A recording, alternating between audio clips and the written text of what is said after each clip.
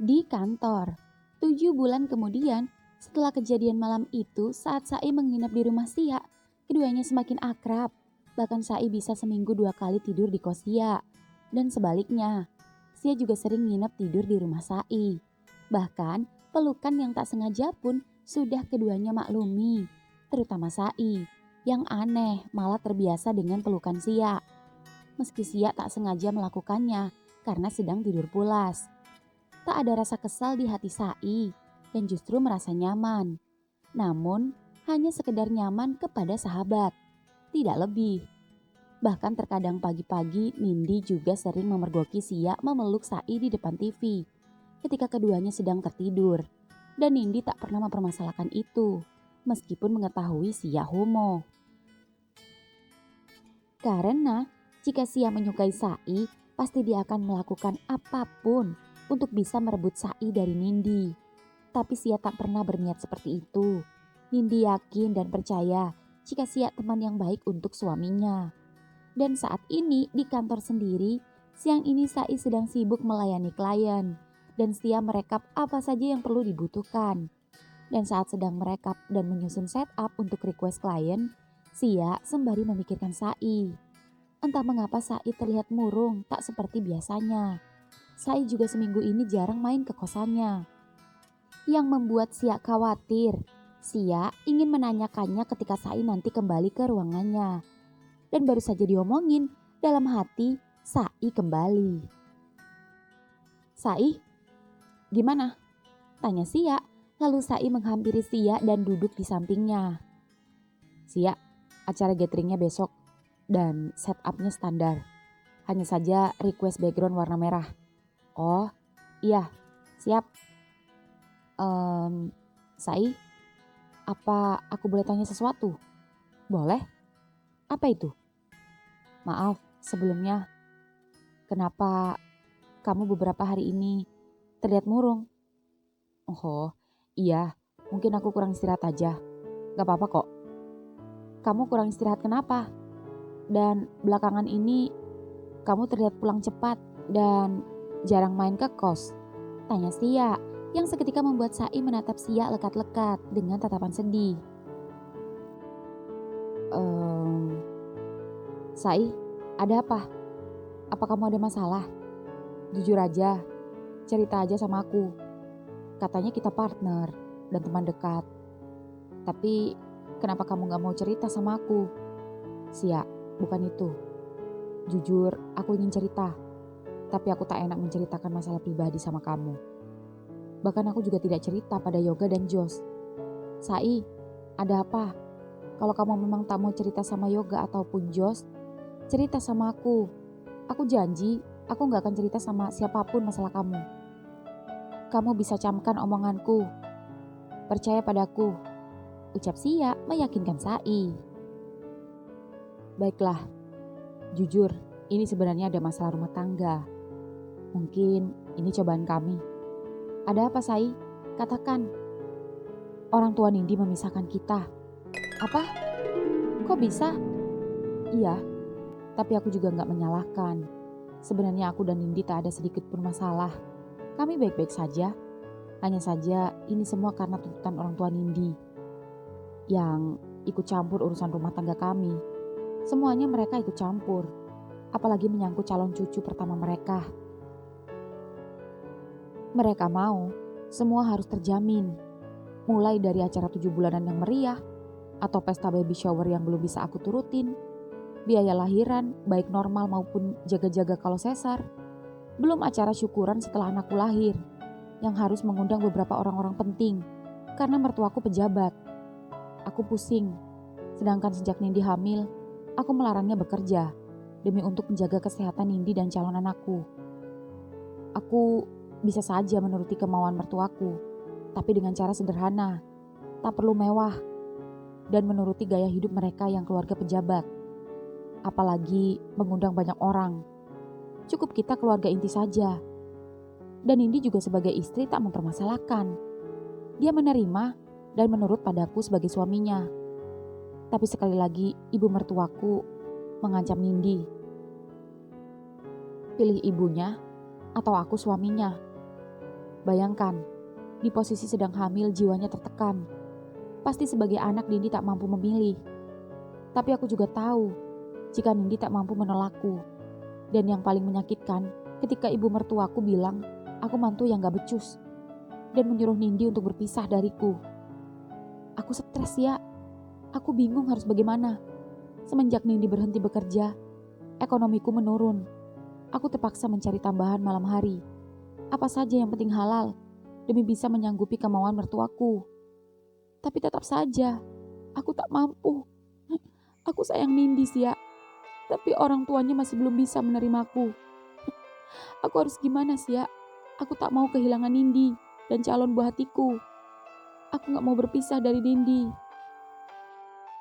Sai menangis sesegukan dan siap panik lalu mengambil tisu dan mengambilkan air minum. Sai, jangan menangis. Nanti kalau ada klien datang malu. Ntar yang lain curiga. Ini tisunya dan minum dulu biar tenang. Ucap Sia sembari mengelus-elus pundak Sai. Dan Sai meminum air dan mengusap air matanya. Makasih Sia. Sai, aku tahu apa yang kamu rasakan. Pasti berat sekali dan sangat bingung di posisi kamu. Juga di posisi Nindi. Akan sulit memilih dua orang yang sama-sama dicintai. Lantas, apa yang akan kamu lakukan ke depannya? Entahlah, aku bingung. Aku tidak mungkin memaksa Nindi untuk kembali ke rumah dengan paksa. Apalagi Nindi sedang hamil besar. Aku tidak mau membuat Nindi stres karena akan berpengaruh pada kehamilannya. Aku selalu menenangkannya meski dalam hati aku tahu dia pasti memikirkanku juga. Tapi dia juga tak bisa apa-apa. Dan seminggu lagi aku dituntut untuk mengadakan pesta baby shower untuk Nindi. Itulah mengapa aku setiap sore pulang duluan. Dan semingguan ini jarang ke kosanmu. Karena aku harus kerja keras cari uang tambahan untuk memenuhi kemauan keluarga Nindi. Bahkan aku sudah kasbon duluan sama bos. Dan bulan depan gajiku dipotong. Iya Sai, iya. Aku ngerti. Sai, kamu butuh uang berapa? Aku ada uang. Tapi mungkin tidak banyak. Mungkin bisa sedikit meringankanmu. Sejujurnya, baby shower yang diinginkan mertuaku mungkin sekitar 20 juta. Itu pun kata Nindi hanya teman-teman dia saja. Kurang lebih 30 orang. Tapi aku hanya butuh sekitar 10 jutaan. Wah, lumayan juga ya. Hah, gak apa-apa sih ya. Jangan kalau gak ada. Aku gak mau ngerepotin kamu. Aku akan cari pinjaman di tempat lain. Siapa tahu Yoga dan Jos punya. Jangan. Aku ada kok. Aku tadi cuma kaget dan heran. Kenapa gak pakai jasa dekor kita aja? Kan bisa lebih hemat. Aku yang dekorin. Tadinya aku juga berpikir begitu. Aku mau ngurus semua sendiri, pakai IO kita sendiri. Tapi mertuaku gengsi dan gak mau. Bahkan venue-nya minta yang bagus dan gak murahan. Gitu. Ya udah, nggak apa-apa. Aku transfer ya sekarang. Makasih ya. Aku bingung harus ke siapa lagi. Untung saja ada kamu. Aku janji, begitu ada uang, aku langsung kembalikan uangmu. Atau aku cicil setiap bulannya. Santai aja Sai, aku tidak buru-buru memakainya. Kamu lebih membutuhkan saat ini. Udah ya, aku udah kirim, coba cek. Sudah Sia, terima kasih. Sama-sama. Lalu, kamu malam ini lembur lagi? Iya, sore ini aku kerja lagi cari tambahan. Aku kerja nganter tamu dan kenal dari klien yang pemilik travel yang dulu langganan IO di sini dan kami kenal dan akrab. Jadi seperti teman dan aku bersyukur dia bisa bantu aku. Oh, begitu. Iya deh, semangat ya. Jangan sedih lagi. Aku selalu ada buat kamu. Makasih Sia. Aku bersyukur memiliki teman sepertimu. Terima kasih. Sia. Ya, sudah lama ya aku gak main ke kosmu. Dan sudah lama kita gak jalan. Oh, iya. Tapi kan kamu sibuk dan pasti lelah. Aku pulang sampai jam 10 nanti malam. Nginep di rumahku ya, aku jemput. Boleh, ucap Sia tersenyum pada Sai. Namun saat Sai kembali menatap mata Sia lekat-lekat dengan senyuman manis, Sia tiba-tiba salting dan mengalihkan pandangannya pada laptopnya. Dan entah mengapa, Sai tersenyum geleng-geleng yang membuat Sia bertanya-tanya. Kenapa kamu cengar-cengir? Selalu begitu. Apanya? Gak apa-apa. Ih, apanya yang selalu begitu? Yang selalu begitu itu dekornya maksudku. Ucap Sai tiba-tiba menunjuk laptop menggoda Sia yang membuat muka Sia jadi terlihat kesal. Gak nyambung, ucap Sia kesal. Namun ekspresi Sia itu semakin membuat Sai tertawa cekikikan. Au ah, lanjutin tuh, aku mau kencing. Sia yang salting seketika buru-buru ke toilet dan Sai masih tak bisa menghilangkan senyumnya. Entah mengapa Sai suka sekali menggoda Sia. Ekspresinya itu loh, seperti cewek yang sedang malu-malu. Dan akan lucu ketika seorang cowok yang mengaplikasikannya. Apalagi ekspresi kesalnya, sungguh membuat Sai kecanduan menggoda Sia. Sai pun kembali menyelesaikan pekerjaannya. Di ruangan Josh dan Yoga. Di ruangan Josh dan Yoga sendiri, Josh sedang sibuk menyesuaikan budget klien. Sedangkan Yoga sendiri belum datang. Karena sedari tadi keluar bersama bos Rudy menemui klien di luar kantor. Dan ketika sedang serius bekerja, HP-nya berbunyi. Yoga mengecatnya. Josh, mau nitip makan sekalian? Or lo mau makan di luar? Seketika Josh tersenyum saat melihat pesan kakak sepupunya itu. Josh pun langsung membalas. Bungkus aja, gue malas keluar. Nasi padang ya. Biasa, pakai ayam kalio. Iya, sama telur balado, kuah kikil banyakin. Oke. Seketika Josh langsung senang. Entah mengapa, beberapa bulan belakangan ini semenjak Yoga putus dengan cewek anak catering, Yoga tak terlihat lagi berkencan dengan cewek lagi. Entah apa yang membuat Yoga tak terlihat berpacaran lagi. Padahal sebelumnya, sekali putus, sehari 2 hari Yoga langsung mendapatkan cewek pengganti. Namun kali ini Yoga memilih sendiri. Josh heran. Tapi Josh enggan menanyakan perihal itu. Josh tak mau Yoga berpikir macam-macam kepadanya. Dan Josh lebih memilih diam. Dan tak mau cari tahu. Josh juga heran jika Yoga hampir setiap hari selalu menginginkannya untuk kembali tinggal bersama dengan Yoga. Karena hampir setiap hari Yoga selalu merayunya dan membujuk supaya Josh mau tinggal bersama. Apalagi jika sebelumnya ketika sedang bersama ceweknya, dalam 1 minggu Yoga bisa main ke kosnya seminggu sekali atau bahkan tidak sama sekali. Namun belakangan ini Yoga terlihat lebih intens datang dan menginap di kosannya. Bahkan seminggu bisa 3 kali, kecuali jika dia sedang capek saja. Bahkan yang sekarang jarang terlihat adalah Sai yang jarang main ke rumah Sia. Josh penasaran dan hendak menanyakan pada Sia nanti. Josh, sapa Yoga yang baru saja datang membawa bungkusan nasi padang. Kok banyak gak? Ini yang 2 punya Sai sama Sia. Tadi juga nitip. Ntar ya, gue kasih ke mereka dulu. Iya.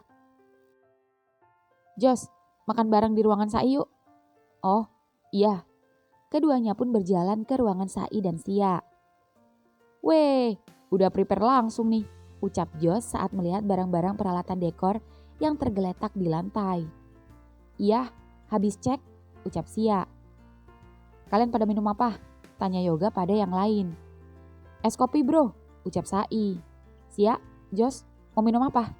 Samain aja, ucap Sia. Josh, sama. Yoga pun pergi membeli minum, sedangkan Josh mengobrol bersama Sai dan Sia. Guys, ntar malam nongkrong yuk di kafe, ajak Josh. Sorry, gue gak bisa, gue ada perlu sama Nindi. Oh, perasaan lo belakangan ini pulang lebih awal dan jarang main sama kita. Sibuk amat lo sekarang, ucap Josh. Oh, iya, itu karena kandungan Nindi semakin besar. Jadi aku harus ekstra sebagai suami siaga. Iya juga sih. Ya gue doain deh semoga persalinannya lancar. Amin. Thanks bro. Nanti deh kalau ada waktu kita pasti kumpul. Iya gampang. Guys, nih es kopinya. Ucap Yoga yang baru datang dan bergabung, dan keempatnya pun makan siang bersama. Wah, mantap nasi padangnya. Enak, ucap Sia heboh. Si Sai itu yang awal mula kasih tahu, ucap Yoga. Wah, gak heran. Sai emang pakar kuliner, ucap Sia menatap Sai. Dan Sai justru menatap Sia. Kenapa? Kamu suka? Ajak dong cowok kamu makan di sana. Hah? Ucap Sia terkejut. Tak hanya Sia, Yoga dan Jo saling bertatapan. Kenapa? Oh, belum jadian-jadian juga? Udah lama loh kamu naksir dia.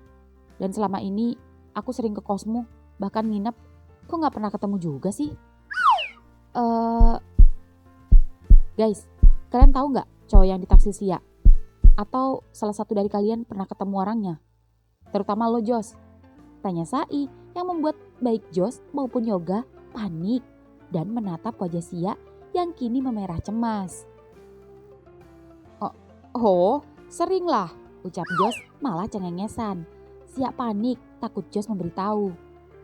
Oh ya? Kayak apa sih orangnya?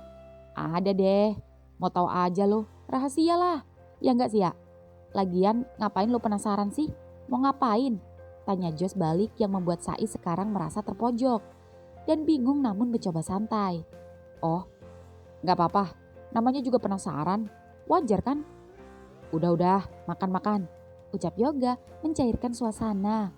Meski Sai lagi-lagi cengengesan menatap Sia, namun Sia mencoba mengabaikannya dan fokus menikmati nasi padangnya. Meski jantungnya berdetak. Di rumah orang tua Nindi. Mah, sampai kapan Mama seperti ini? Mama gak kasihan sama Nindi? Tanya Papa. Papa, justru Mama memisahkan Nindi sama Sai karena Mama kasihan sama Nindi. Papa sih dari awal nyetujuin mereka. Mama dari awal gak setuju mereka menikah. Ingat Pah, kita keluarga terpandang. Dan anak yang dikandung Nindi adalah cucu pertama kita. Segalanya harus dipersiapkan matang-matang. Lihatlah sekarang, Sai gak bisa membahagiakan Nindi. Kalau dia melarang Nindi kerja, harusnya dia cari tambahan uang untuk mencukupi kebutuhan Nindi. Bukannya kekurangan, apa-apa serba pengiritan. Ini itu dilarang. Harusnya dia mikir sebagai cuma tukang dekor kalau mau dekatin Nindi yang anak dari keluarga orang terpandang. Kasihan anak kita, Pak. Coba dulu Nindi kita jodohkan dengan anak Pak Menteri yang suka sama Nindi. Pasti hidupnya gak akan kayak gini. Tapi Nindi malah milih Sai. Sudahlah Ma, kita mengalah saja. Biar urusan kehamilan Nindi, biaya persalinan, syukuran hajatan dan perawatan Nindi pasca lahiran, biar kita saja yang urus. Kan dia juga anak kita, cucu kita. Kasihan kalau semua dibebankan pada Sai. Lagi pula Sai juga bertanggung jawab kok. Hanya saja dia dari keluarga sederhana dan semua dilakukan sederhana. Dan sederhana juga lebih baik, Mah. Papa juga tak masalah jika tak mengundang rekan-rekan Papa. Papa ini gimana sih? Kita bukan dari keluarga sederhana. Kita keluarga terpandang. Ya sudah, terserah Mama saja. Papa malas ribut. Tapi Mama lebih baik bicara baik-baik sama Nindi. Dan jangan pernah berniat memisahkan Nindi dan Sai. Kasihan, Mah. Mereka tak ada masalah apa-apa. Rukun-rukun saja. Jangan hanya gara-gara kita mereka berpisah. Sejujurnya meski kita sebagai orang tua, tapi kita tidak boleh ikut campur urusan rumah tangga mereka. Mereka rukun-rukun saja. Dan kita kasih kesempatan pada Sai untuk berusaha. Kita lihat aja nanti, Pak.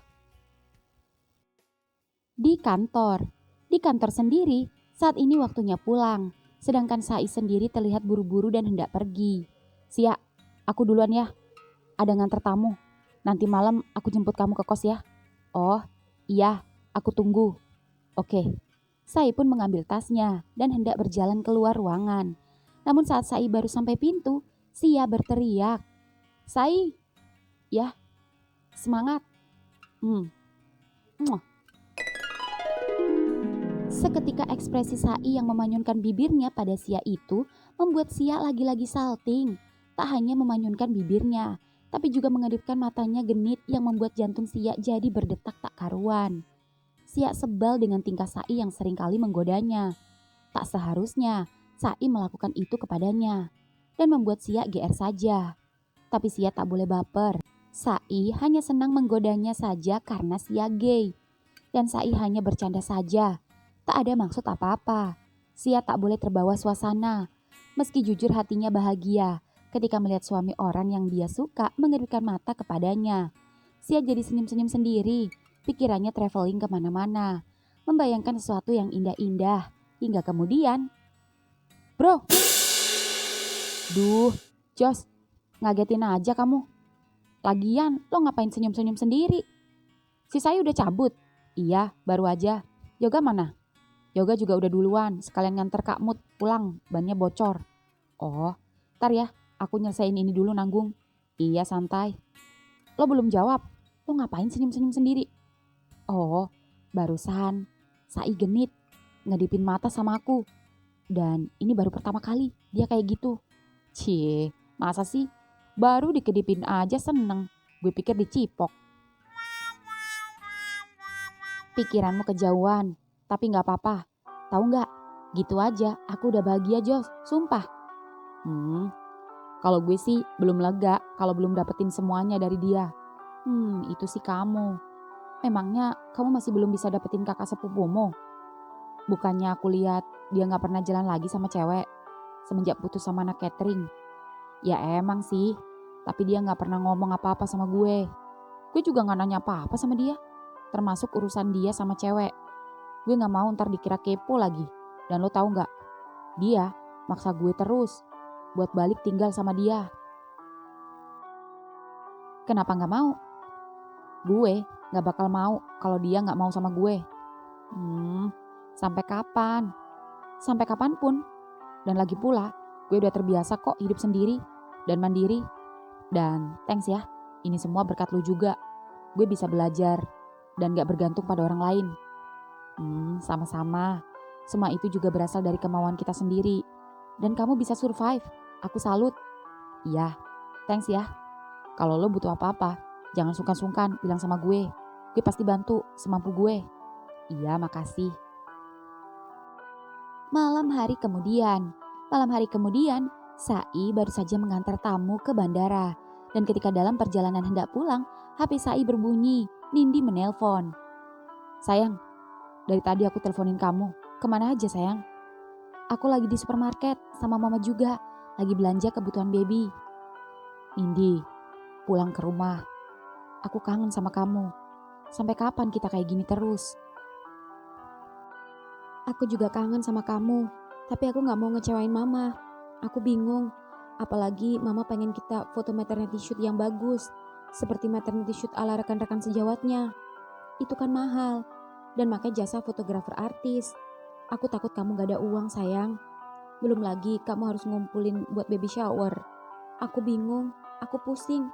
Aku gak mau ngebebanin kamu. Tapi mama mau semuanya harus bagus. Karena ini cucu pertama mereka." "Iya sayang, iya. Aku akan selalu berusaha mewujudkan segalanya untukmu. Doakan suamimu dalam mencari rezeki. Dan kalaupun nanti aku sudah tidak ada uang, aku akan jual mobil ini saja. Apapun akan aku lakukan, asal orang tuamu tak memisahkan kita. Kamu jangan banyak pikiran ya. Itu tanggung jawabku. Kamu tidak boleh stres. Kamu harus tetap tenang dan pikirkan kandunganmu." "Iya sayang, maafin mama ya. Jujur aku ingin kabur, tapi aku gak mampu. Mama punya jantung. Aku takut mama kenapa-napa." "Jangan sayang. Kita ikuti saja alur cerita kita saat ini. Dan teruslah berdoa. Semoga ini semua cepat berakhir." "Iya, kamu di mana sekarang?" "Aku sedang cari tambahan seperti biasa. Dan ini hendak pulang." "Kamu gak macam-macam kan?" "Boro-boro Nin. Tiap hari aku mikirin kamu. Mikirin kita. Mikirin calon anak kita. Bagaimana caranya agar kita bisa bersatu kembali. Bagaimana aku bisa membahagiakanmu dan membanggakan kedua orang tuamu. Maafkan aku Nin. Aku bukan dari keluarga kaya seperti orang tuamu. Tapi rasa cintaku besar padamu." "Iya sayang, aku tahu. Aku jadi sedih. Aku gak mau kayak gini. Kenapa kita dikasih cobaan seperti ini?" "Nindi, jangan menangis sayang. Aku sedih kalau kamu menangis. Usap air matamu. Nanti mama curiga." "Iya, aku kangen kamu." "Sama. Tapi kita harus sabar. Aku ingin membuktikan jika aku bisa dan mampu membahagiakanmu." "Semangat ya sayang." Eh, Mama kesini. Udah dulu ya, nanti chat aja. Iya Nin. Ya, Sai sedih, hatinya pedih menahan rindu pada istrinya. Namun ia tak kuasa akibat kedua orang tua Nindi yang memisahkannya. Mobil Sai pun menuju Kosia. Di supermarket sendiri, Nindi yang sedang shopping bersama mama dan adiknya tiba-tiba tak sengaja bertemu Sia yang juga baru saja berbelanja sesuatu. Mah, bentar ya, ada temen. Jangan lama-lama. Ya sudah, Mama bayar dulu. Dek, antriin dulu trolinya ke kasir. Iya mah, ucap adik Nindi. Dan sementara Mama dan adik Nindi mengantri membayar di kasir, Nindi buru-buru menghampiri Sia. Sia, teriak Nindi yang membuat Sia terkejut. Nindi, pelan-pelan, jangan lari. Oh iya, sampai lupa. Ya ampun, aku deg-degan liatnya. Takut kamu kepleset. Bumi lincah amat. Apa kabar? Sehat? Sehat Sia, kamu juga apa kabar? Seperti yang kamu lihat. Sehat? Sia, masih sering ke rumah kan? Oh, belakangan ini aku dan Sai jarang main. Jadi aku juga jarang ke rumahmu. Sai bilang dia sibuk kerja sambilan.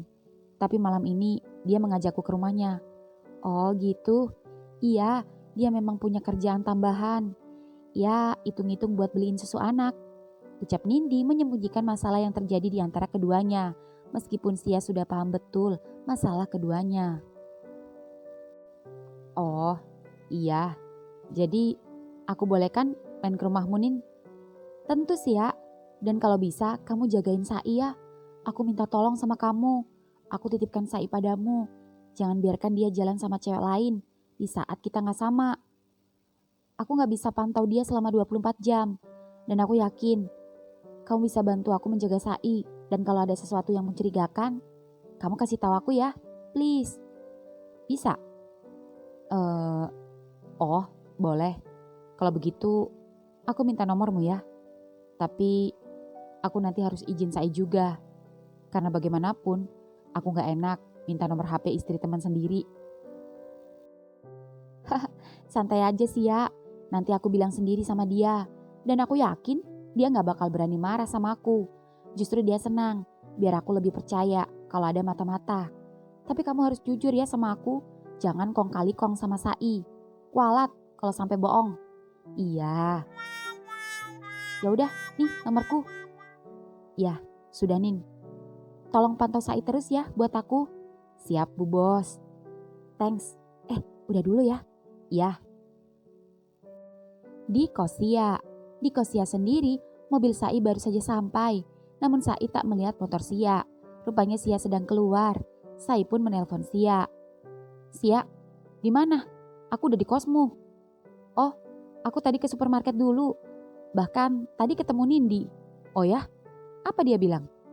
Dia minta nomor HP-ku dan menyerahkan kamu sama aku. Aku dapat amanat untuk ngawasin kamu. Takut kamu deket-deket sama cewek-cewek lain. Bisa aja. Ya sudah, nanti aja ngobrolnya. Cepet pulang. Ya, tut. Sai pun menutup teleponnya. Dan sembari menunggu Sia, Sai berniat menemui Jos. Yang motornya ada. Menunjukkan Jos ada di kosnya. Sai pun berjalan ke kamar Jos. Pintu kamar Jos terbuka sedikit. Jos? Jos tak menjawab. Rupanya Jos sedang mandi terdengar dari suara guyuran air dari arah kamar mandi. Sai sengaja ingin mengerjai Jos dengan berjalan mengendap-endap ke kamar mandi.